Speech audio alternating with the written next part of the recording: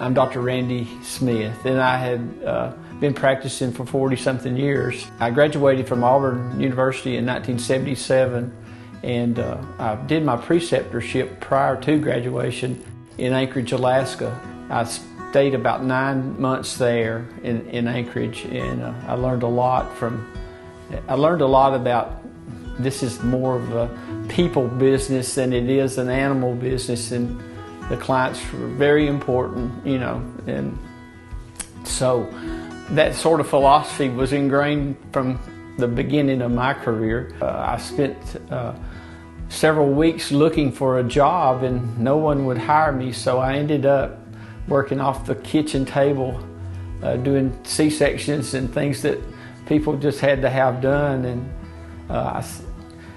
no one would hire me, so I said, well, I just need to go on and bite the bullet and build a practice, you know. And I really wanted to work with someone, but I started out on my own, and my wife's teacher salary ended up buying a lot of equipment and feeding us for quite a couple of years at least. And anyhow, we've grown a practice and been blessed with a lot of good clients and a lot of memories, you know.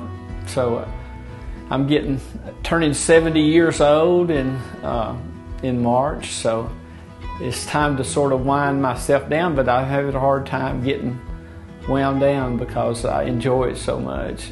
It's been a fascinating career, very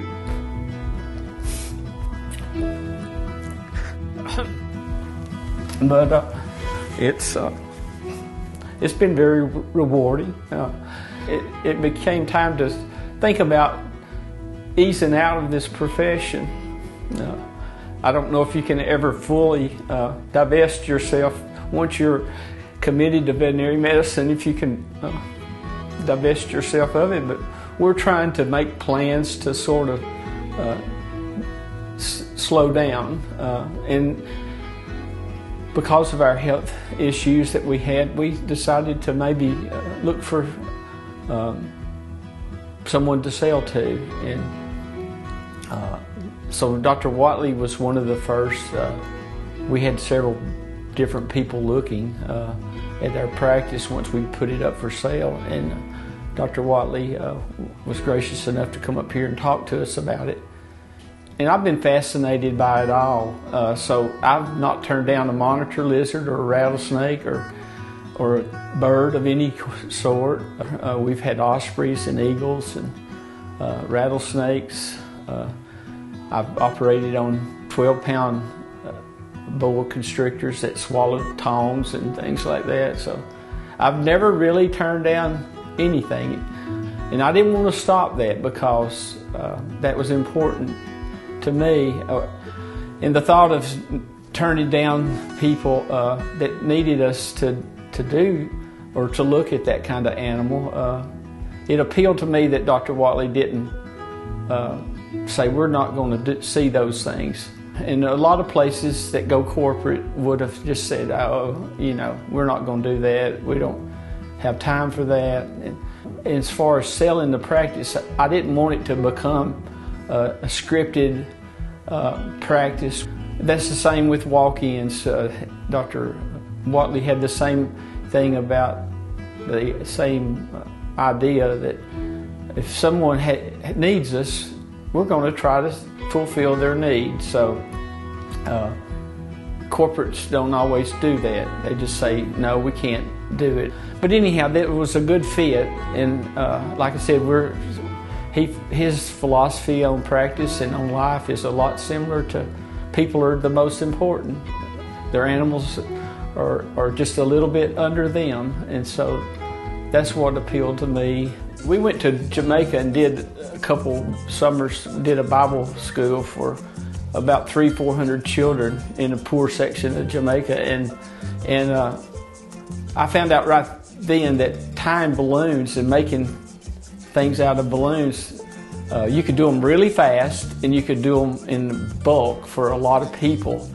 So some student from Mississippi State came in with the idea, said, why don't we get a helium balloon and give them.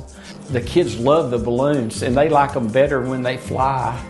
even though they're not made into an animal or something. So anyhow, that was, we got that helium balloon, and it's just, anybody that wants a balloon, even if they're 50, 60 years old, they get one. So my wife has taken over the balloon distribution because I'm so busy.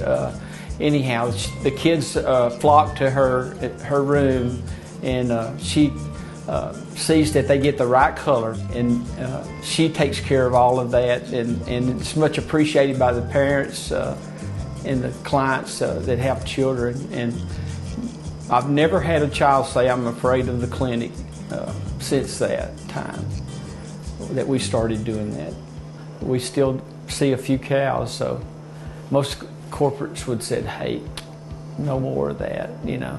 They've allowed us to sort of be our own identity. They've helped us, but they've still allowed us to buy things that for a lizard or a bird or something, and that.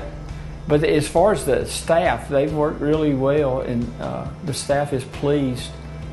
I just didn't want the practice to become a Walmart type practice, and it was very important to find Dr. Watley that had the same philosophy about veterinary medicine that I had, and that made a huge impact on our decision.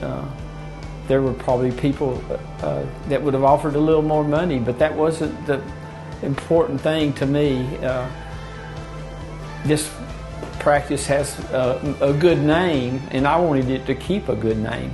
It was a practice that practiced good medicine, and I wanted that to continue for this area, and for my legacy, what little my name will carry on. But for the clients that I'm going to have to eventually say goodbye to, I just wanted it to still be a place that they could come and get good service and a cheerful smile.